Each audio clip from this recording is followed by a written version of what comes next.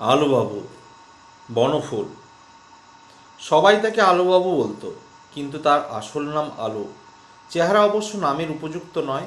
গায়ের রং কুচকুচে কালো, মুখটি বেগুন পোড়ার মতো। তার উপরে কালো গোঁফদাড়ি, যুগ্ম ভ্রু, ঘাড় মাথায় পর্যন্ত লম্বা বাবরি চুল। গলায় তুলসীর মালা, সেটিও কালো হয়ে গেছে। পরনে থানখানি অবশ্য ধপধপে সাদা, গায়ের চাদরখানিও সাদা।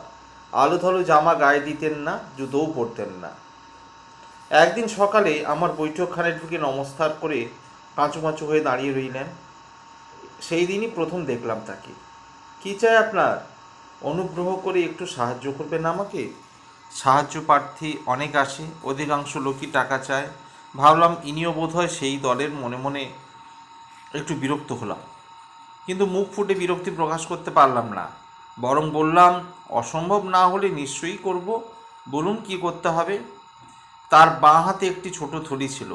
তার ভিতর হাত ঢুকিয়ে তিনি একটি ছোট পাখির ছানা বার করলেন। একটা ছোঁড়া এই পাখিটার ছানার পায়ে দড়ি বেঁধে টেনে নিয়ে নিয়ে বেড়াচ্ছিল। আমি 2 আনা পয়সা দিয়ে বাচ্চাটাকে নিয়ে এসেছি তার কাছ থেকে। মনে হচ্ছে এর পায়ে লেগেছে। পায়ে দড়ি বেঁধে টেনে নিয়ে বেড়াচ্ছিল কি না একটু দেখবেন দয়া করে। শুনেছি আপনি বড় ডাক্তার। দেখলাম পাখির ছানাটিকে পায়ে সত্যিই লেগেছিল। টিংচার আয়োডিন লাগিয়ে বেঁধে দিলাম। কি করবেন এটাকে নিয়ে? পুষবেন? না, ভালো হলে ছেড়ে দেবো। জীবন্ত কোনো জিনিস পোষবার সামর্থ্য নেই আমার। ইচ্ছে করে খুব, কিন্তু পয়সা নেই। এই জন্য বিয়েও করিনি। কুণ্ঠিত দৃষ্টি তুলে একটু হেসে চাইলেন আমার দিকে। ওহো, এর আগে তো দেখিনি আপনাকে। কোথায় থাকেন? অবিনাশবাবুর বাড়িতে।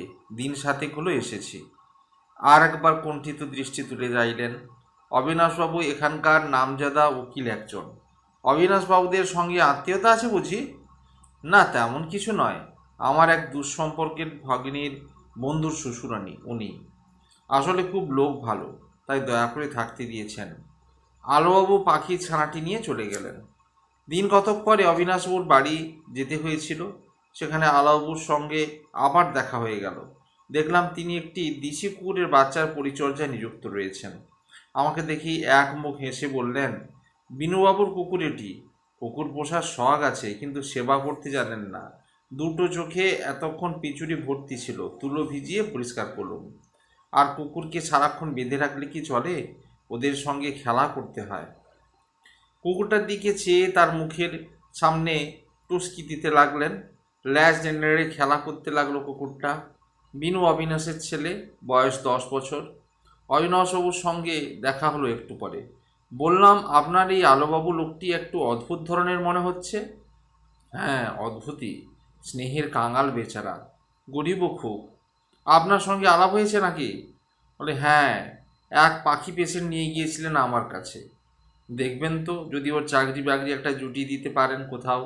সেবা করতে বড় ভালোবাসে, বিশেষত সেবার পাত্র বা পাত্রী যদি অসহায় হয়। দিন কতক পরেই সিভিল সার্জনের সঙ্গে দেখা হলো। একসঙ্গে কলেজে পড়েছিলাম। কথায় কথায় আলুবাবুর কথা পড়ল। সিভিল সার্জন বললে, এখানকার হাসপাতালে ওকে প্রবেশনার ড্রেসার করে ঢুকিয়ে দিতে পারি, তবে 10 টাকার বেশি এখন পাবে না। পরীক্ষায় পাশ করলে ওর মাইনে বাড়বে। আলুবাবু হাসপাতালে আউটডোরে রুগীদের ঘা ধোয়াতে লাগলেন। মাসখানেক পরেই কিন্তু চাকরিটি গেল তার। একদিন আমার ল্যাবরেটরিতে এসে শুষ্ক মুখে বসে আছেন। কি খবর? আমাকে দূর করে দিলে কেন? একটা লোকের পায়ের ঘা কিছুতেই ছাড়ছিল না। সেই আমাকে একটা ওষুধ দেখিয়ে দিয়ে বললে, ওই ওষুধটা দাও, তাহলে সেরে যাবে। ওটা লাগিয়ে দিতে নাকি অনেকে সেরে গেছে। দিলুম ওষুধটা লাগিয়ে। প্রায় সঙ্গে সঙ্গে এই লোকটা চিৎকার শুরু করে দিলে। সে এক হয়ে হয়ে ব্যাপার। ডাক্তারবাবু এলেন। তিনি তো চোটেই লাল। বলেন, কার হুকুমে তুমি ঘায়ে কার্বলিক অ্যাসিড ঢেলে দিয়েছ? আমি আর কি বলবো, চুপ করে রইলাম। ডাক্তারবাবু আমাকে দূর করে দিলেন। আমি ওর ভালোর জন্যই ওষুধটা দিয়েছিলাম, আর ওর কথাতেই দিয়েছিলাম। আমি চুপ করে রইলাম। কি আর বলবো, সত্যিই অন্যায় কাজ করেছেন। কিছুক্ষণ বসে থেকে আলোবাবু চলে গেলেন। কষ্ট হতে লাগলো ভদ্রলোকের জন্য, কিন্তু কি করবো ভেবে পেলাম না। দিন কয়েক পরে অবিনাশবাবুর বাড়ি থেকেও বিদায় নিতে হলো আলোবাবুকে। শুনলাম অবিনাশবাবুর স্ত্রী দূর করে দিয়েছেন তাকে। আলোবাবু যা করছিলেন তা কোনো মা সহ্য করতে পারতেন না।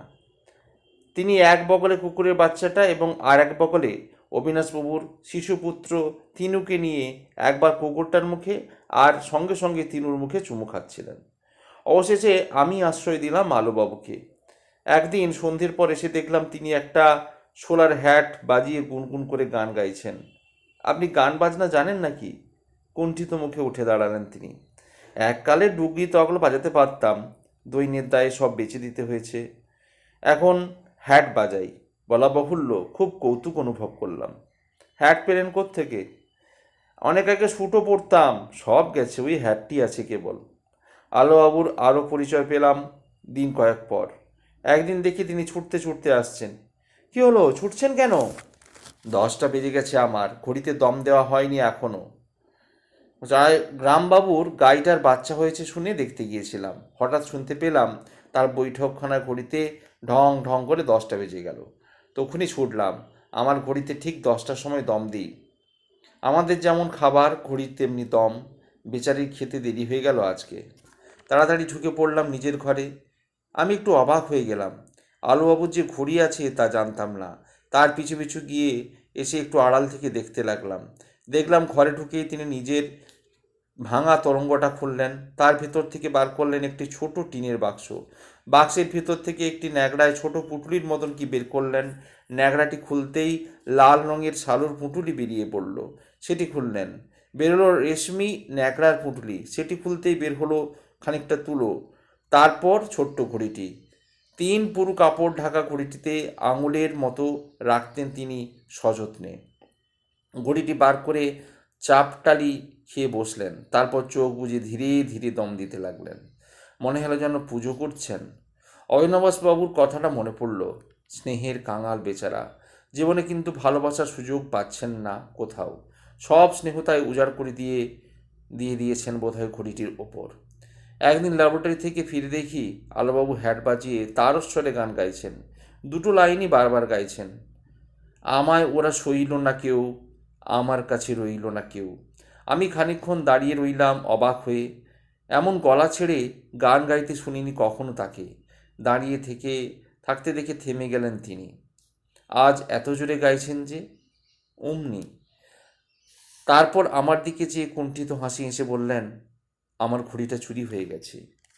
ঠিক সময় হয়তো ভালো করে দম দিতে পারবো না। টপ টপ করে তার চোখ দিয়ে জল গড়িয়ে পড়ল কয়েক ফোঁটা। আলুবাবু এখন পাগলা গারদে আছেন।